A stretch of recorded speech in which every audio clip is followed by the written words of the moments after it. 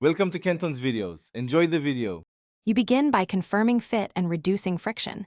This saves time and prevents discomfort.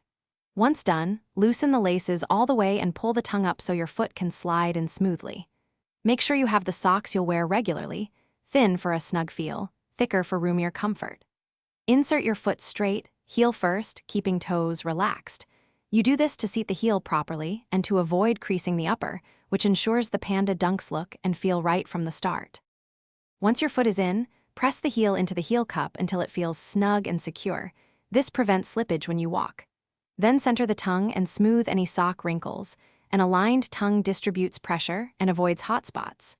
Next, tighten the laces progressively from the bottom eyelets up, pulling evenly so the forefoot and midfoot compress comfortably. Make sure to lock the midfoot with an extra loop if you need more stability. This balances support with the Now tie a firm knot and double knot if you plan on walking a lot. Tuck excess lace under the crisscross to keep a clean look. Make sure to stand and walk 10 to 20 steps. If you feel heel slip, red-eye in the top eyelets or add an insole for extra volume. For style, cuff pants to show the Panda color block or use contrasting socks for visual pop.